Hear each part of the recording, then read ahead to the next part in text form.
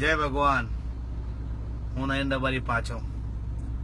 મારા વિડીયોમાં ઘણા લોકો એવું કોમેન્ટ કરી કે બોલે કાશ્મીરનો મુસલમાન કોણ છે? કાશ્મીરનો મુસલમાન બી મુસલમાન જ છે ભાઈ, એ કઈ અલગ નહીં.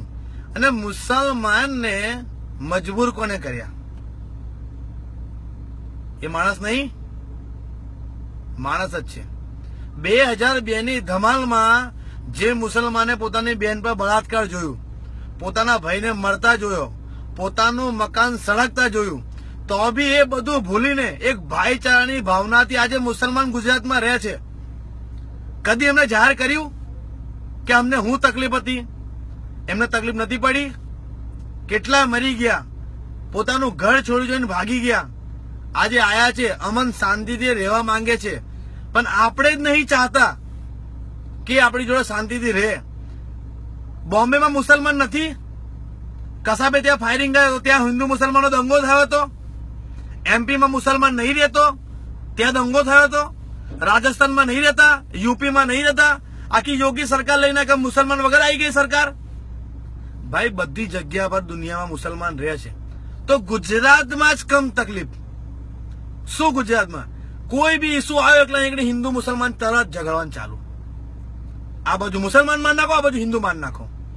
2002 ની ધમાલમાં જેટલા હિન્દુ મર્યા, જેટલા મુસલમાન મર્યા, એનાથી વધારે હિન્દુ સજા ભોગવે છે. સેન્ટ્રલ જેલમાં જઈને જુઓ, હજુ એ લોકો સજા ભોગવે છે. તમે ગયા એમને છોડાવવા માટે? એ તમારા માટે લડ્યા હતા. અને કોઈ મુસલમાન ગોધરા ટ્રેન હરગાઈ હતી, બરોડા કે બીજા કોઈ વિસ્તારમાં નથી હરગાઈ. સજા ઓલ ઓવર ખાનદાનને મળી, આખી કોમને મળી. બધા મુસલમાન વિરોધી હતા, બધા મુસલમાન ગુનેગાર હતા.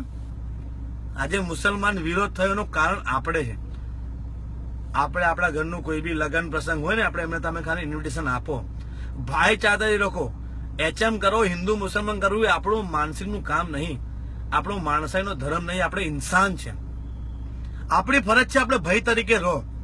એ જે રાજકારણને લડાવે, પણ આપણીમાં એકતા હશે ને તો જિંદગીમાં આપણે લડી નહીં શકીએ. બાકી મારા ફાધરનું ઓપરેશન થયું, આજે 3 દિવસ ત્યાં બાયપાસ સર્જરી કરાવડાવી, તો બી હું તમારી સેવામાં છું. હું આજે કોઈ બી માલધારી સમાજની રેલીમાં હું અટેન્ડ નહીં થઈ શક્યો. કમ કે મારા ફાધર બીમાર છે, આજે એમને રજા આપી. પહેલા હું મારું ઘર સંભાળું, પછી સમાજ સંભાળું. એટલે દરેકને મારી વિનંતી કે લડશો ના, આપણે ભાઈ તરીકે રહો. આપણે નહીં લડીએ ને તો કોઈ રોટલો નહીં શીખી શકીએ. જય ભગવાન.